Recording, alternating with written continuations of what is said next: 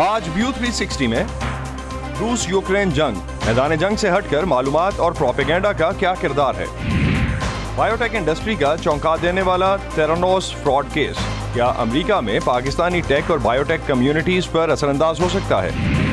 اور آپ کو ملوائیں گے 2 بھارتی شہریوں سے جو زخمی ہونے والے پرندوں کو بچانے کے لیے سرگرم ہیں۔ اراؤنڈ فرام 800 to 1000 برڈس ہمارے پاس مانجے سے کٹاتے ہیں۔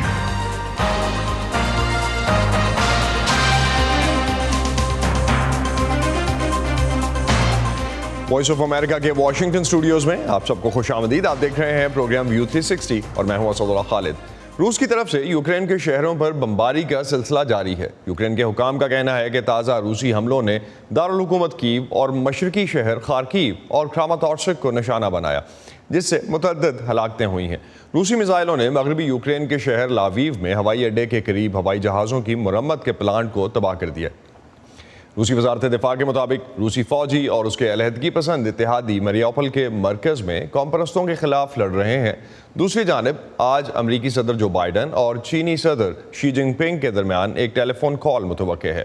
وائٹ ہاؤس کی ترجمان کے مطابق یہ بات چیت صدر بائیڈن کے لیے ایک موقع ہوگی کہ وہ اس بات کا اندازہ لگا سکیں کہ چینی صدر روس اور یوکرین کے تنازع پر کہاں کھڑے ہیں۔ جدید دور میں لڑی جانے والی جنگوں میں کئی جوہتوں کا اضافہ ہوا ہے، جیسے ہائبرڈ وارفیئر یا مخلوط نسل کی جنگ، جس میں لڑنے کے روایتی اور غیر روایتی دونوں طریقے استعمال ہوں۔ مثلا اب جنگ صرف میدانوں میں ہی نہیں لڑی جاتی بلکہ آن لائن بھی لڑی جاتی ہے، جیسے سائبر وار اور سوشل میڈیا پر غلط معلومات پھیلانا۔ یوکرین کے خلاف جنگ میں روس کی سائبر وارفیئر یا سوشل میڈیا پر پروپیگنڈا کے حوالے سے جانتے ہیں اس رپورٹ میں۔ یوکرین پر روس کے حملے سے پہلے ہی اس کی آن لائن تیاری شروع کر دی گئی تھی۔ روس کی ڈس انفارمیشن یا گمراہ کن اطلاعات اس کی ہائبرڈ وارفیئر کا اہم حصہ ہے۔ آپ کے پاس روایتی ہتھیار ہیں، ٹینک، ڈرونز، میزائل، لیکن پھر آپ کے پاس ڈس انفارمیشن وار بھی ہے جو حقیقی حملے سے کئی ماہ پہلے شروع ہو گئی تھی۔ ہمیں ٹویٹر اکاؤنٹس کا ایک مربوط نیٹ ورک ملا جو یوکرین کے بارے میں روس کے حق میں غلط معلومات اور پروپیگنڈا پھیلا رہا ہے، اور ہمیں پتہ چلا ہے کہ ان اکاؤنٹس کی سرگرمیوں میں اضافہ ہو گیا ہے۔ 21 فروری کو روسی صدر ولادیمیر پوٹن نے لوہانسک اور دونیسک کو آزاد ریاستوں کے طور پر تسلیم کیا تھا۔ بہت سے کلیدی نکات جو صدر پوٹن نے پیش کیے، ان میں تقریباً لفظ بلفظ وہی اصطلاحات اور بیانیہ استعمال کیا گیا تھا جو اس مربوط نیٹ ورک کے اکاؤنٹس مہینوں سے کہہ رہے تھے۔ حملے سے کچھ دن پہلے یوکرین اور پولش کرائے کے فوجیوں کی جانب سے دونیسک میں کلورین کے ٹینکوں کو اڑانے کی کوشش کے بارے میں اس طرح کی ویڈیوز جاری کی گئیں، جن کا مقصد روس کے حملے کا جواز پیش کرنا تھا۔ تاہم اوپن سورس انٹیلیجنس کمیونٹی نے جلد ہی اسے غلط ثابت کر دیا۔ اسے دراصل ایڈوبی سافٹ ویئر میں ایڈٹ کیا گیا تھا۔ پھر ٹویٹر استعمال کرنے والے کچھ افراد نے 2010 میں یوٹیوب پر لگائی گئی ایک ویڈیو ڈھونڈ نکالی جس کی آڈیو یا آواز کو ڈونیسک حکام کی جانب سے شائع کی گئی ویڈیو میں استعمال کیا گیا تھا۔ پھر اس ویڈیو کے میٹا ڈیٹا سے بھی ثابت ہوا کہ اس کی فائل 2021 کی تھی، 18 فروری کی نہیں تھی، اور دوسرا یہ کہ یہ اصلی نہیں تھی۔ The video was not from February 18 and video was not authentic. ماہرین کے مطابق اس جنگ کے بڑھنے کے ساتھ ساتھ روس کی حمایت کرنے والی غلط معلومات میں اضافہ ہی ہوگا۔ Nowadays, Kremlin's main task is آج کل کرملن کا بنیادی کام یوکرین میں روسی ہلاکتوں پر پردہ ڈالنا ہے، اور نہ صرف روسی جانی نقصان کو بلکہ اس حقیقت کو بھی چھپانا کہ روس یوکرین میں شہری اہداف پر حملے کر رہا ہے۔ in Ukraine. تاہم ایسا لگتا ہے کہ اس کا ایک مؤثر جوابی اقدام یوکرین کے صدر سمیت مقامی یوکرینیوں کی بات براہ راست سننا ہے۔ یہاں آپ کے پاس ایک ایسے ملک کا لیڈر ہے جہاں روس حملہ کر رہا ہے، اور وہ بھی نہ صرف اپنے عوام بلکہ دنیا کے ساتھ بھی بات چیت کے لیے در حقیقت وہی ویڈیو پیغام، ویڈیو ایپس اور ڈیجیٹل پلیٹ فارم استعمال کر رہے ہیں تاکہ کچھ گمراہ کن معلومات کو ختم کر سکیں۔ خواہ روس نے غلط معلومات پھیلانے کے لیے انسانی اور مصنوعی ذہانت کا نیٹ ورک قائم کر رکھا ہو، لیکن یوکرین میں نئی آوازیں ابھر کر اسے غلط ثابت کر رہی ہیں، اپنا سچ بیان کر رہی ہیں اور دنیا کی حمایت حاصل کر رہی ہیں۔ ایک کامن سیئنگ ہے کہ کسی بھی جنگ میں پہلی کیجویلٹی سچ کی ہوتی ہے۔ روس اور یوکرین کی جنگ پر بھی یہ بات بہت حد تک صادق آتی ہے. ایک ایسی جنگ جسے روس اور اس کے حامی جنگ کا نام تک دینے کو تیار نہیں, اور دوسری طرف اس جنگ میں شہری آبادیوں پر حملوں کے لیے یوکرین صدر پوٹن کو جنگی جرائم کا مرتکب قرار دینے کا مطالبہ کر رہا ہے. اس وقت دنیا بھر میں روس یوکرین جنگ کے حوالے سے جو معلومات گردش کر رہی ہیں وہ کتنی مصدقہ ہیں, یہ ایک بہت بڑا سوال ہے. اس پر ہم بات کرتے ہیں اویس سلیم سے, جو کمیونیکیشن تھیوری اینڈ ریسرچ میں ڈاکٹریٹ کی ڈگری رکھتے ہیں اور لابار یونیورسٹی میں کمیونیکیشن کے شعبے میں پڑھاتے ہیں. اس وقت ہمیں جوائن کر رہے ہیں ہیوسٹن سے. اویس, روس یوکرین جنگ کے حوالے سے جو انفارمیشن ہمیں مل رہی ہے, دنیا اس پر کتنا بھروسہ کرے؟ شکریہ اسد اللہ. دیکھیے, اس وقت جو انفارمیشن کا اوور لوڈ ہے ایک طرح سے دنیا میں, آپ کو روز کئی قسم کے میسیجز مل رہے ہوتے ہیں. عمومی طور پر لوگ دو بنیادوں پر فیصلہ کرتے ہیں کسی اس انفارمیشن کو پروسیس کرنے کا. ایک یہ کہ کیا وہ انفارمیشن ان کے لیے ریلیونٹ ہے, دوسرا یہ کہ اس کے بارے میں جو ان کے پرسنل لائکس اور ڈس لائکس ہیں اس لینس کے تھرو وہ اس کو دیکھتے ہیں اور اس کو پروسیس کرتے ہیں. اور ریسرچ میں عمومی طور پر جو ٹرینڈ سامنے آیا ہے وہ یہ ہے کہ وہ عمومی طور پر میسج کو پروسیس نہیں کرتے, وہ اس پرسنالٹی کو پروسیس کرتے ہیں جس کے بارے میں وہ انفارمیشن ہوتی ہے, اور اس بنیاد پر فیصلہ کرتے ہیں کہ میں اس کو پسند کرتا ہوں یا ناپسند کرتا ہوں, تو وہ پھر اس میسج کو ریجیکٹ یا ایکسیپٹ کرنے کا فیصلہ کرتے ہیں. تو یہ تو سیلف بلیف کی بات ہو گئی نا, یہ تو جو بھی ایک آپ کا اپنا بلیف ہے, آپ کو جو معلومات سوٹ کرتی ہیں آپ اس پہ بلیف کرتے ہیں. This what you seeing.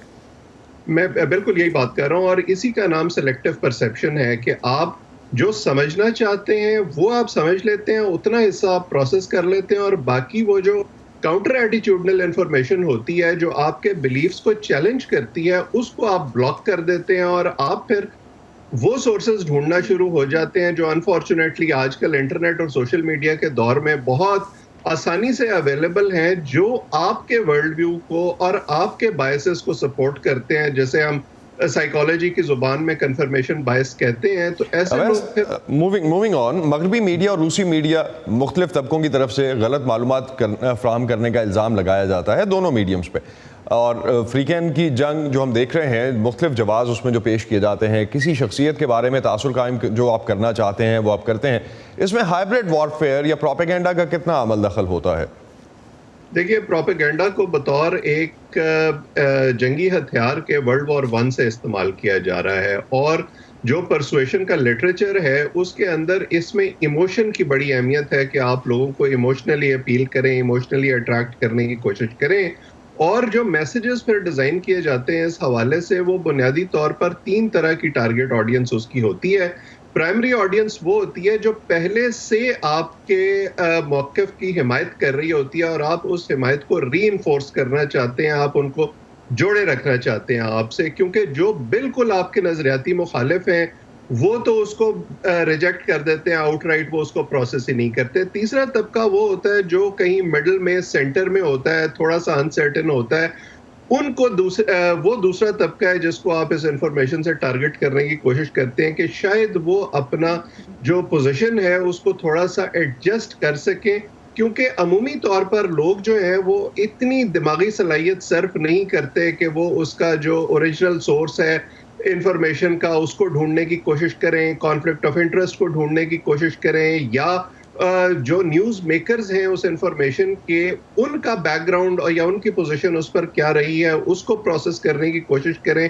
اس لیے ان کے دماغ میں جو ایکسیپٹنس اور ریجیکشن کا لیٹیٹیوڈ ہوتا ہے وہ اس کو استعمال کرتے ہوئے اپنے بائسز کے لینس سے اس کو فلٹر کرتے ہوئے یہ فیصلہ کر لیتے ہیں کہ مجھے اس پر یقین کرنا ہے یا نہیں.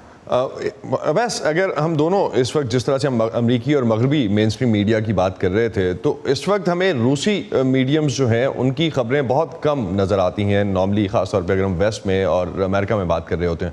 تو یہ جو فلٹر کر دینا ہے یا اس کو بلاک کر دینا ہے ایک سائڈ کو, یہ ہیلپ کرتا ہے کسی طرح؟ دیکھیے, جب ہم مین اسٹریم میڈیا کی بات کرتے تھے نا, تو ہم گیٹ کیپنگ میکنزمز کی بات کرتے تھے کہ کون سی انفارمیشن باہر جا رہی ہے, کن چینل سے جا رہی ہے, اور ان کو کون کنٹرول کر رہا ہے. اب جب سوشل میڈیا کی ہم بات کر رہے ہیں تو ریچ ضرور بڑھ گئی ہے, لیکن وہ گیٹ کیپنگ میکنزمز ابھی بھی ہیں جن کو ہم انٹرنیٹ کی زبان میں الگوریدمز کہتے ہیں. سو وہ الگوریدمز کس طرح سے کام کرتے ہیں, ان وسائل پر کون جو ہے وہ کنٹرول کرتا ہے, اس کی ریچ کہاں تک ہے, یہ ساری چیزیں ڈٹرمن کرتی ہیں کہ آپ کو پھر سوشل میڈیا پر یا انٹرنیٹ پر کیا نظر آ رہا ہے اور وہ کس ٹارگٹ آڈینس تک پہنچ رہا ہے. بہت بہت شکریہ اویس سلیم آپ کا ہم سے بات کرنے کا اس حوالے سے جو اس وقت ایک انفارمیشن وار پہ ہم بات کر رہے تھے, خاص طور پہ کہ کریڈیبل انفارمیشن ہمیں کہاں سے مل سکتی ہے. 24 فروری کو یوکرین میں روس کی پیش قدمی کے بعد سینکڑوں پاکستانی طلبہ بھی یوکرین میں پھنس گئے تھے, جنہیں بحفاظت نکال لیا گیا. ہماری ساتھی نیلوفر مغل نے یوکرین میں پاکستان کے سفیر ڈاکٹر نویل اسرائیل کھوکھر سے ایک خصوصی انٹرویو میں یوکرین میں پاکستان کے سفارتی مشن اور مزید پاکستانیوں کے انخلاء کے حوالے سے بات کی. نیلوفر مغل اس وقت ہمارے ساتھ اسٹوڈیوز میں موجود ہیں. نیلوفر, ایمبیسیڈر نویل نے وہاں باقی رہ جانے والے پاکستانیوں کے انخلاء سے متعلق کیا اپڈیٹس دیں؟ جی اسد, ایمبیسیڈر نویل کھوکھر کہتے ہیں کہ اب بہت ہی کم پاکستانی رہ گئے ہیں جنہیں نکالنے کی جو ہے کوشش کی جا رہی ہے, ان تک رسائی مشکل ہے, انہیں نکالنا مشکل ہے, اور سفارت خانہ جو ہے ان سے رابطے میں ہے. ان کے مطابق اب تک یوکرین سے تقریباً 1600 کے لگ بھگ پاکستانیوں کو نکالا گیا ہے. 1600 میں پاکستانی پاسپورٹ ہولڈرز تھے, بٹ اس کے علاوہ ان کی جو یوکرینین فیملیز بچے تھے ان کو بھی ہم نے اسی طرح فیسیلیٹیٹ کیا ہے, یہاں سے سیف پیسج دیا ہے اور یہاں سے جو نیبرنگ کنٹریز ہیں ان میں ان کو منتقل کیا ہے. اب بہت تھوڑے پاکستانی رہ گئے ہیں یہاں پہ, جو کچھ پاکستانی ایک 12 کے قریب ہیں وہ ان علاقوں میں موجود ہیں جہاں پہ اس وقت لڑائی جاری ہے. وہاں سے نکلنا ان کا اس وقت پاسبل نہیں ہے. ہم لگاتار کوشش کر رہے ہیں ان کو نکالنے کے لیے, اور کل مریوپل جس کا آپ سن رہے ہوں گے, وہاں سے ہم 4 پاکستانیوں کو سیفلی نکالنے میں کامیاب ہوئے ہیں. کچھ پاکستانی ہیں جو یہاں پہ رہنا چاہتے ہیں اپنے اون اکارڈ کے اوپر, وہ ہمارے ساتھ رابطے میں تھے, اور کچھ پاکستانی ایسے ہیں جو یہاں سے چھوڑ نہیں سکتے کیونکہ وہ پاکستانی اوریجن کے تو ہیں لیکن ان کے پاس یوکرینین نیشنلٹیز ہیں, اور under the Ukrainian law they can't leave the country. اس میں جو 18 سال سے 60 سال کی عمر کے لوگ ہیں وہ ابھی نہیں جا سکتے, تو اس لیے وہ بھی یہاں پہ موجود ہیں. وہ بھی ہمارے ساتھ رابطے میں ہیں اور ہم ان کو مکمل طور پہ ایڈوائس اور گائیڈنس اور فیسیلیٹیشن پرووائڈ کرتے ہیں جیسے وہ کہتے ہیں. شروع کے جو دن تھے جب روس کا جو حملہ تھا اور یوکرین جنگ جب شروع ہوئی, پاکستانی کافی وہاں پہ پھنسے ہوئے تھے. وی او اے کی کافی لوگوں سے بات ہوئی اور سب یہ کمپلین کر رہے تھے کہ سفارت خانہ تعاون نہیں کر رہا. اس سلسلے میں آپ کی ایمبیسڈر سے کوئی بات ہوئی؟ جی اسد, نویل کھوکھر کا یہ کہنا تھا کہ انہوں نے اس بات کی تردید کی کہ سفارت خانہ جو ہے ان کی مدد نہیں کر رہا, بلکہ انہوں نے کا یہ کہنا تھا کہ انہوں نے نہ صرف پاکستانیوں کی بلکہ وہاں پر موجود اور بھی جو دیگر ملکوں کے جو شہری تھے ان کو بھی بحفاظت نکالنے میں مدد کی. مزید ان کا کیا کہنا تھا, آئیے دیکھتے ہیں. ہم نے سب سے پہلے ان کو ریچ آؤٹ کیا, سب سے پہلے ہمارا پلان افیکٹو ہوا, اور 5 دن میں ہم نے تمام لوگوں کو نکال دیا. نہ صرف اپنے لوگوں کو نکالا بلکہ جس کسی نے ہمیں اپروچ کیا ہیلپ کرنے کے لیے, چاہے کسی ملک کا تھا, ہم نے اس کو بھی ویلکم کیا اور اس کو بھی وہی فیسلٹیز پرووائڈ کی جو ہم کر سکتے تھے اپنے لوگوں کے لیے. لیکن حقیقت یہ ہے کہ اتنے سارے لوگوں کو سیف پیسج دینا, ایک جنگ کے میں جہاں چل رہی ہو, سٹیز اٹیک ہو رہے ہوں, ٹرینز اٹیک ہو رہی ہوں, اور پھر ان کو ودن 4 to 5 days آپ محفوظ ملکوں میں محفوظ جگہوں پہ منتقل کر دینا, یہ اس بات خود نشاندہی کرتا ہے کہ ہمارا پلان تھا اور افیکٹو تھا. آپ دیکھیں گے کہ جب اس پلان کے تحت جب آپ بارڈر کراسنگ پوائنٹ تک لے آتے ہیں اس کے بعد سفارت خانے کا اس پہ کوئی اختیار نہیں ہوتا. وہاں فرسٹ کم فرسٹ سروس کے اوپر ہے, اور اس کے اندر تقریباً آدھا پونا گھنٹہ لگتا تھا پر انڈیویجول, بیکاز انہوں نے بایو میٹرکس کرنے ہوتے تھے, ڈاکومنٹیشن دیکھنی ہوتی تھی, اور بہت سارے ہمارے لوگوں کے پاس ڈاکومنٹیشن بھی کمپلیٹ نہیں تھی, جس کو ہم نے لویو پہ اور سنوپل پہ ان کو نئی ڈاکومنٹیشن بنا کے دی جس کے ذریعے وہ کراس جا سکے. اور اسد, اس سوال کے جواب میں کہ روسی افواج کے رہائشی علاقوں پر حملوں اور بمباری کی عالمی سطح پر مذمت تو کی جا رہی ہے, تاہم پاکستان کی جانب سے اس پر خاصی خاموشی ہے. کیا یوکرین کی سفیر کی حیثیت سے وہ اس کی مذمت کریں گے؟ اس پر ان کا کہنا تھا کہ پاکستان کے جو وزیر خارجہ ہیں وہ اس بارے میں پہلے ہی ایک جامع اور واضح بیان دے چکے ہیں, اور اس بیان میں یہ بڑی بات واضح کی گئی تھی کہ لڑائی کسی کے انٹرسٹ میں نہیں ہے, اور ہم چاہتے ہیں کہ لوگ تمام ممالک انٹرنیشنل لا کو ذہن میں رکھ کے اس کے مطابق عمل کریں اور بات چیت کو لڑائی پہ ترجیح دیں, اور اس کو جو بھی حالات بن گئے ہیں اس کو جلد سے جلد اس کو ختم ہونا چاہیے. اور اسی سلسلے میں یوکرین کے لوگوں کے لیے کل پاکستان نے ہیومینیٹیرین ایڈ بھی بھیجی ہے تاکہ ان کی اس مشکل حالات میں ان کی مدد کی جا سکے. ایمبیسیڈر کا مزید کہنا تھا کہ یوکرین میں خراب صورتحال کے باوجود جب تک ممکن ہوگا وہ اپنے سفارت خانے کے جو آپریشنز ہیں وہ جاری رکھیں گے. ان کا کہنا تھا کہ حالیہ جنگ کی وجہ سے انہیں بھی پاکستانی سفارت خانہ نئی جگہ منتقل کرنا پڑا تھا تاکہ پاکستانیوں کا جو انخلاء ہے وہ محفوظ طریقے سے کیا جا سکے. کئی علاقوں میں فوکل پرسنز جو ہیں وہ ابھی موجود ہیں. بہت شکریہ نیلوفر مغل آپ کا اس حوالے سے میں اپڈیٹ کرنے کا، اور خاص طور پہ یوکرین میں جو پاکستانیوں کی سچویشن ہے اس حوالے سے آپ کی ایمبیسیڈر سے بات ہوئی اور اس پہ آپ نے ہمیں اپڈیٹ کیا. بہت شکریہ آپ کا.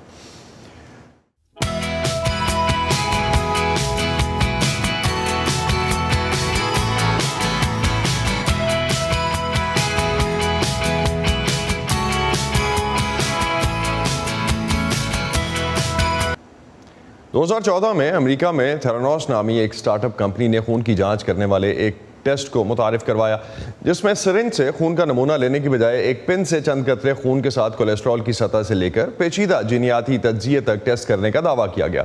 اسے طب میں ایک انقلاب سے تعبیر کیا گیا، لیکن جب اس طریقہ کار کے بارے میں کوئی مصدقہ پیش رفت نہ ہو سکی تو 2018 میں بلڈ ٹیسٹنگ ٹیکنالوجی کی کارکردگی کے بارے میں جھوٹے دعوے کرنے کی وجہ سے اس کمپنی کے خلاف کئی مقدمات درج کیے گئے.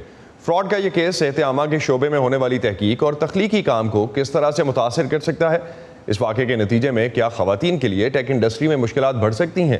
یہ جواب جاننے کی کوشش کی سباشا خان نے اس ہفتے کے لائف 360 میں.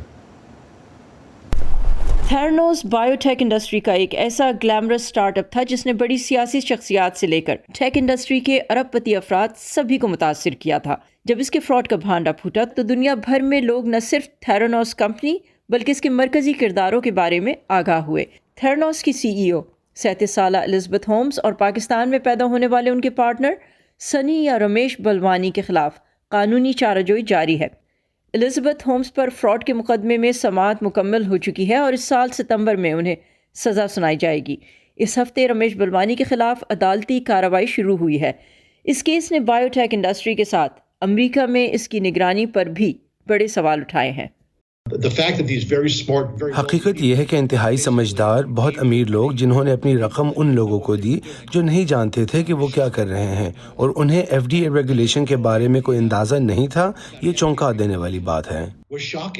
پہلی بات تو یہ نظر میں رکھیں کہ یہ چیز جو ہے حقیقتاً ایک مسئلہ تھی. یہ کوئی یعنی کہ کوئی کیمپین نہیں تھی اس پرٹیکولر کمپنی کے خلاف، بلکہ بہت سارے لوگوں نے یہ سوالات اٹھائے تھے کہ ابھی ہماری سائنسی اور تکنیکی مہارت اس لیول پر پہنچی ہی نہیں ہے کہ ہم ایک قطرہ خون سے 30 یا 50 امراض کی تشخیص کر سکیں.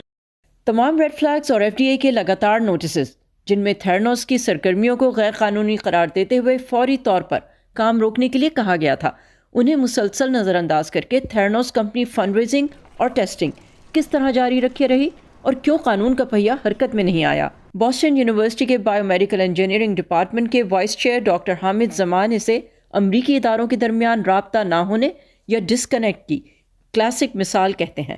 اس کا دفاع نہیں کر رہا، لیکن یہ انیوژل بات نہیں ہے کہ یعنی کہ جب تک کہ آپ نے یعنی کہ پورا قانون لاگو کیا بہت دیر ہو چکی تھی. یہ ایک مسئلہ ایک ریگولیٹری سسٹم میں ایگزسٹ کرتا ہے کہ جس کو انگریزی میں کہتے ہیں کہ they are reactive and not proactive. ایک جو کرٹیسزم ہے سلیکن ویلی کے اوپر وہ یہ ہے کہ ان سے سخت سوالات نہیں کیے جاتے، چاہے وہ کنگریشنل ہیئرنگ ہو چاہے وہ انویسٹرز ہوں. تو آپ کے خیال میں واٹ نیڈس ٹو چینج؟ ہم نے کئی دفعہ دیکھا ہے کہ ٹیک کو ایک فری پاس دیا گیا ہے. تو ایک تو ان کے پرسنل کنیکشنز ہوتے ہیں چاہے وہ اسٹاک ہولڈرز ہوں یا نہ ہوں، لیکن ایک ڈیپینڈنس ہے، فہم ان کا جو ہے وہ اس کے ساتھ نہیں رکھتا. اب اس میں جو دو خوش آئند باتیں آپ نے پاکستانی امریکنز کا ذکر کیا، تو میرے خیال میں جو FCC اور لینا خان کی موجودگی ہے وہ ایک اچھی اور خوش آئند بات ہے کہ بگ ٹیک کو یعنی کہ ریگولیٹ کیا جائے. اس سلسلے میں میں اور میرے بہت سارے رفقا خوش بھی ہیں اور امید رکھتے ہیں کہ ایک ریگولیٹری سسٹم یعنی کہ جو کہ عام شخص کے لیے ہو اور جو کہ اس کی حفاظت کرے وہ آئے اور بگ ٹیک کو ریگولیٹ کیا جائے. تاریخی طور پر ٹیکنالوجی انڈسٹری میں خواتین کی تعداد بہت کم رہی ہے اور خواتین کے لیے سلیکن ویلی میں گنتی کی رول ماڈلز ہیں. ڈاکٹر حامد زمان کہتے ہیں خواتین کی ٹیک انڈسٹری میں حوصلہ شکنی کا آغاز اس وقت ہوتا ہے جب بچپن میں لڑکیوں کو کہا جاتا ہے کہ ٹیکنالوجی لڑکوں کی فیلڈ ہے. وہ کہتے ہیں کلچر بدلنے کی ضرورت ہے اور صرف اس ایک واقعے کی بنا پر تمام خواتین کو الزبتھ ہومز کے پیمانے پر جج کرنا انتہائی خطرناک اور زیادتی ہوگی۔ Saba Shah Khan, Voice of America, Washington. Bharat کے دارالحکومت نئی دہلی میں 2 بھائی زخمی ہو جانے والے پرندوں کی زندگیاں بچانے کے لیے سرگرم ہیں۔ اس شہر میں بیشتر پرندے پتنگوں کی ڈور سے زخمی ہوتے ہیں۔ ندیم شہزاد اور محمد سعود دہلی میں ذاتی کاروبار چلاتے ہیں، لیکن ساتھ ہی ساتھ پرندوں کو بچانے کے لیے غیر سرکاری تنظیم بھی چلا رہے ہیں۔ یہ دونوں اب تک 23,000 سے زیادہ پرندوں کو علاج کے بعد آزاد کر چکے ہیں۔ زبیر ڈار کی رپورٹ۔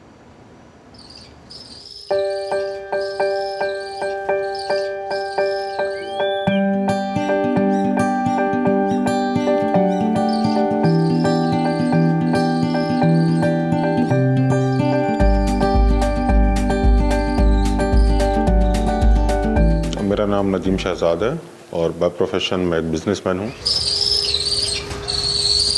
جب ہم اسکول میں پڑھتے ہوئے بچے تھے، میں اور میرا بردر، تو ہم کو ایک کائٹ ملا تھا جس کے ونگ میں انجری تھی، تو اس کو ہم سارے ہاسپٹلز لے کے گئے دلی میں، تو کوئی بھی اس کو لینے کو تیار نہیں تھا، مینلی کہ وہ ایک کارنیور برڈ ہے۔ اسی لیے ہم نے پھر اس کو واپس رکھ دیا جہاں سے اٹھایا تھا۔ پھر اوور دی ایئرز ہمیں ایسے برڈز ملتے رہے، لیکن ہم ان کو پک نہیں کرتے تھے کیونکہ ان کو کوئی کہیں لے جانے کی کوئی جگہ تھی نہیں۔ تو اراؤنڈ 2003 میں ایک برڈ ہم کو ملا تھا، وہ انجرڈ تھا، تو اس کو اٹھا کر ہم اپنے گھر ہی لے آئے۔ ہم نے سوچا جو بھی ہے دیکھا جائے گا، اور ڈاکٹر کو گھر پہ ہی بلایا، وہیں اس کا ٹریٹمنٹ کرایا۔ ایسے ہی اور برڈز ملتے رہے، ہم لاتے رہے، دھیرے دھیرے کافی سارے برڈز جمع ہو گئے ہمارے پاس، تو ہم نے جو چھت ہے اس کو پورا ہی انکلوجر میں کنورٹ کر دیا۔ تو 2010 میں جا کر ہم نے ایک اپنا آرگنائزیشن رجسٹر کرایا، اس کا نام وائلڈ لائف ریسکیو رکھا، اور تب سے اب تک ہم وائلڈ لائف ریسکیو نام کا آرگنائزیشن چلا رہے ہیں، جس کا مین جو ہے وہ برڈ آف پرے کو ریسکیو کرنا، ان کو کیئر دینا اور ریہیبلیٹیٹ کرنا وائلڈ میں۔ سب سے زیادہ جو ہمارے پاس کیسز آتے ہیں وہ مانجے سے کٹے ہوئے آتے ہیں۔ Kite flying thread is the biggest cause of their injury. Around from 800 to 1000 birds ہمارے پاس مانجے سے کٹاتے ہیں۔ باقی کچھ روڈ ایکسیڈنٹل کیسز بھی آتے ہیں ہمارے پاس، باقی آؤلز وغیرہ بھی کافی آتے ہیں۔ جیسے بلیک کائٹ کے بعد جو دہلی کے اندر ریپٹرز کی سب سے زیادہ پاپولیشن ہے وہ ہے بارن آؤل کی، تو بارن آؤل کے کیسز بھی کافی آتے ہیں ہمارے پاس۔ جب برڈز آتے ہیں ان کا وہ فرسٹ چیک اپ تو میں ہی کرتا ہوں، باقی اس کے بعد اگر ہم کو لگتا ہے کہ اس کو ویٹرنیرین کی ضرورت ہے تو جو ہمارے ویٹ ہیں ہم ان کو آن کال بلاتے ہیں۔ مینلی ہمارے پاس ایک 5 لوگوں کا ٹیم ہے، فیڈنگ، کیئر، وہ سب ہم لوگ کرتے ہیں۔ جتنے بھی کیسز ہمارے پاس آتے ہیں ہم ہر کسی کا ریکارڈ بناتے ہیں۔ تو up to this date I think 23,300 rescue ہو گئے ہیں ہمارے، جو مینلی ہمارے 2010 سے اب تک کے ہیں۔ لاسٹ ایئر ہمارے 2021 میں 2700 برڈز ہم نے ریسیو کیے تھے، تو اراؤنڈ 6-7 برڈز ایوریج ڈیلی کا ہمارا بیٹھتا ہے۔ گورنمنٹ کا تو نہیں ہے کوئی فنڈنگ، کوئی سپورٹ نہیں ہے، باقی انٹرنیشنل کچھ ڈونرز ہیں جو ہمیں ڈونیشن دیتے ہیں، تو ابھی اتنا ہے کہ ہم برڈز آف پرے پہ فوکس کر رہے ہوئے ہیں اس وجہ سے، لیکن ہم we are open for all wildlife. ہم اب نہیں، لیکن فیوچر میں ہمارا پلان ہے کہ آگے ہم سبھی وائلڈ لائف کے لیے کر سکیں۔ اسی پر ختم کرتے ہیں آج کا ویو 360۔ اسٹے سیف، اور پاکستان اور خطے سمیت دنیا بھر کی اہم خبروں اور دلچسپ معلومات کے لیے آئیے ہماری ویب سائٹ urduvoa.com پر۔ یہ سارا کانٹینٹ آپ کو ملے گا ہمارے سوشل میڈیا پلیٹ فارمز پر بھی، facebook.com/VOA اردو، یوٹیوب پر ہمارا چینل ہے VOA اردو کے نام سے، اور ٹویٹر اور انسٹاگرام پر ہمارا ہینڈل ہے @urduvoa۔ اب تک کے لیے اتنا ہی، اسد اللہ خالد کو اجازت دیجیے، خدا حافظ۔